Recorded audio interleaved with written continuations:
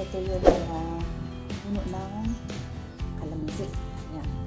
So, kung mapapansin nyo, may bunga. Yan. Dalawa ang bunga nito. Meron pa dito. Yan. Matagal na yan. Tatlo pala. Meron pala dito sa bandang likuran. Malaki na siya. Matagal na to eh. Yan, matagal na yan. Kaya lang, hindi ko tinanggal dahil maganda kasi siyang tingnan at hindi ko naman gagamitin. So, hinayaan ko lang siyang nakahang. Itong puno ng kalamansi ko ay maraming bunga. Yan. No? So, mayroon pa dito sa tabi niya.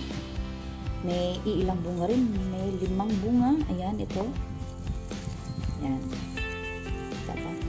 Yan.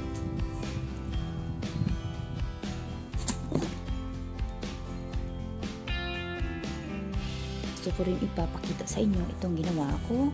Mga around 2 weeks na ang nakaraan. Yan. Minarkot ko yan. Ang puno na to ay maraming bulaklak. Ayan. O, diba? Yan. Marami siyang bulaklak. At meron na rin mga munting bunga. Yan. So, kung paano ko ito ginawa. At kung bakit ko siya napalaki ng ganito. Kung bakit siya maraming bulaklak at may mga bunga din.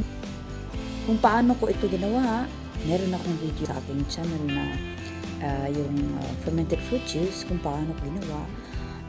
Sundan nyo at yun ang ginagamit ko dito. Yung organic foliar fertilizer. Ito yung ginamit ko dito. Kaya, sunod-sunod may bulaklak. Yan o, di ba? Mga flower buds yan. Hindi pa sila bumuka. Yan. Meron din ditong bumubuka na. Ayan. So, ang dami nila. Meron pa dito. Ayan.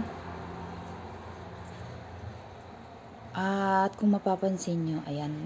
May mga maliliit na bunga. No? At yung pinakita ko sa inyo kanina na mga bunga rin. Ayan, meron pa oh. Yan. Medyo malaki-laki na ang mga bunga.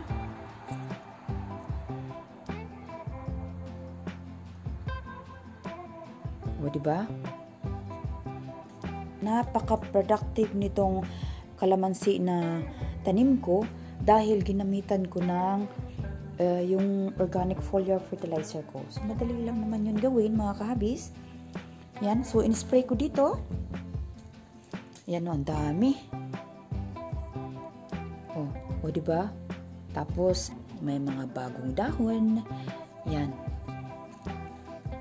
So, kailangan ko pa tong didiligan ng organic fertilizer para lalago yung yung mga dahon magiging green dahil mukhang may kulang yata to sa nutrients.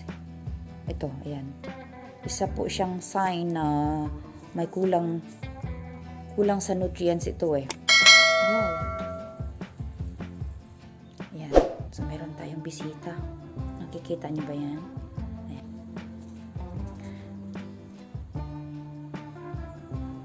Sila yung mga pinopollinate niya yung mga bulaklak. Yan, dumadapo yan siya.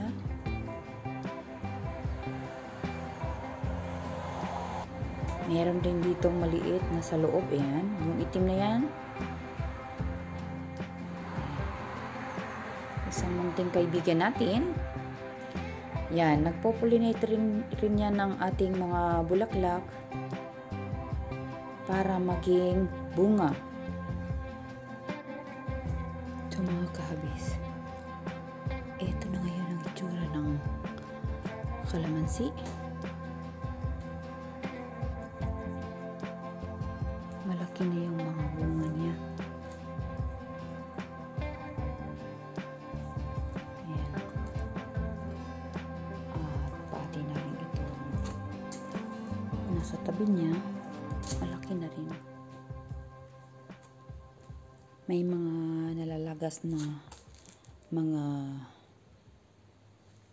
bunga, pero gano'n naman talaga eh. May nalalagas din. Normal lang yan. Ang dami.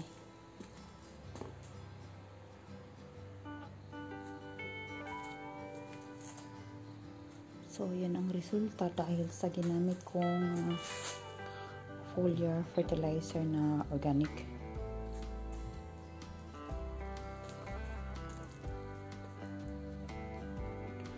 Dumaan ang mga ilang linggo at eto na yung itsura ng mga puno kong kalamansi. So, yan. Tumubo na rin yung mga bunga nila. Yan, malalaki na.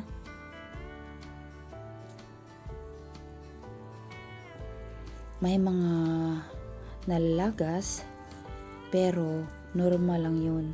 Kahit may mga nalalagas, marami pa ring natira sa puno. Yan.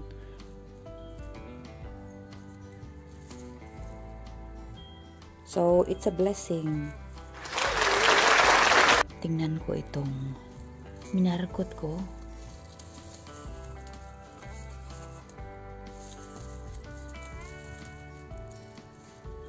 Itong mga puno kong kalamansi ay papasok ko to sa aming balcony dahil parating na ang autumn at ito siya, bubutasan ko to para madidiligan ko.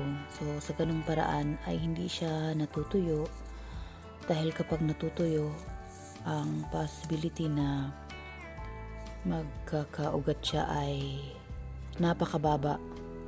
May possibility kasi na hindi na siya matutuloy o hindi na siya magkakaugat kapag natutuyuan siya ng lupa. Ganon din ang ginagawa ko sa dalawang puno ko na kalamansi yung last time na ginawa ko. So, dito tayo sa isang puno na maliit. Ayan, nandyan pa rin yung bunga. Hinayaan ko na dahil maganda naman tingnan. Ayan, so ito siya.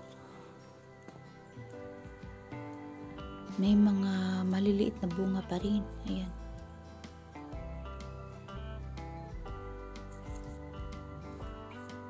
So, tuloy-tuloy ang pagbubunga nila.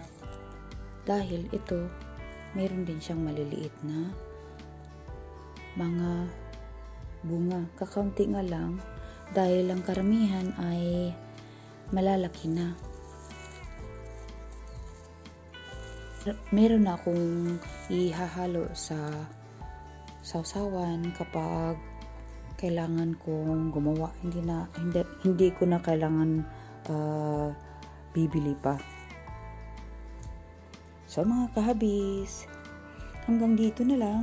Sana'y nagustuhan nyo ang video ko ngayon at sana'y may natutunan kayo. Sana rin ay huwag kayong magsawa na panoorin ang aking mga videos. Maraming salamat sa panonood at hanggang sa susunod na mga videos. Paalam.